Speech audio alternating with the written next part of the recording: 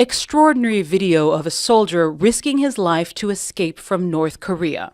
At around 3 in the afternoon, he's seen driving a truck past a checkpoint on the North Korean side of the demilitarized zone, or DMZ, on the heavily fortified border. Fellow soldiers are shown running after the truck, which becomes stuck. The defector then gets out and runs towards the border known as the Military Demarcation Line, or MDL. Just meters away, soldiers from the KPA, or North Korean People's Army, open fire, hitting the defector, it's thought, 5 times. One even chases him over the border before returning to the North Korean side.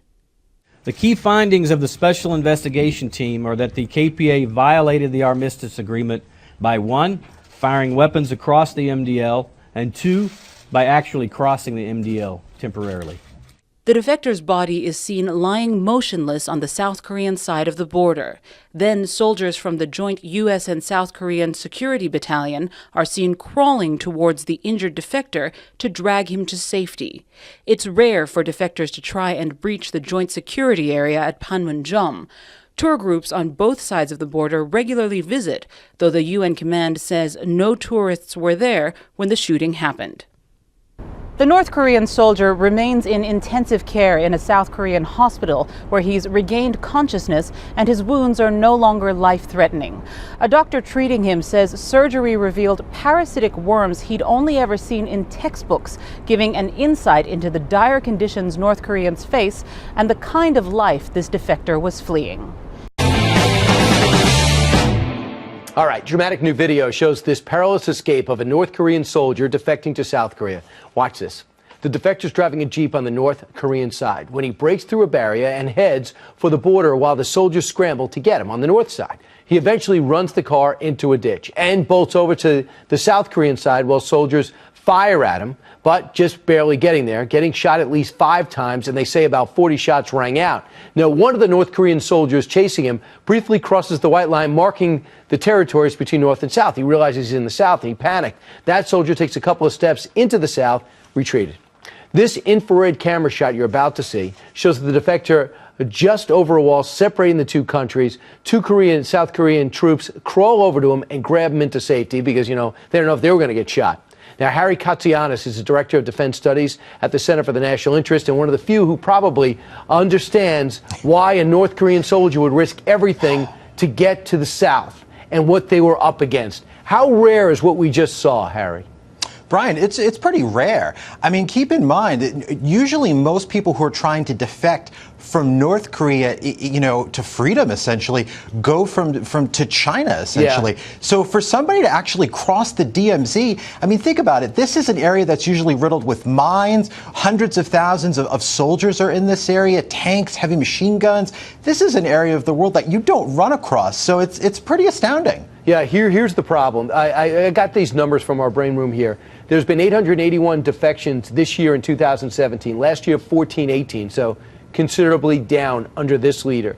The problem with going to China is if they catch you in China, they send you back to North Korea, correct? Right. If they catch you in South Korea, they leave you in South Korea. Right now, as this North Korean soldier struggles for life because he's full of infection, they found a lot of stuff in him, including some tapeworms that are about 12 inches long to show how what he's been eating. He's down to 130 pounds. As he struggles for life, there's no fear of him going back to the north, right? The South will take him. Right. I mean, Brian, I think of it this way. If the North Korean-South Korean border is the modern-day equivalent of the Berlin Wall, essentially. This man was willing to risk his life to get to freedom. And we have to think of it also this way.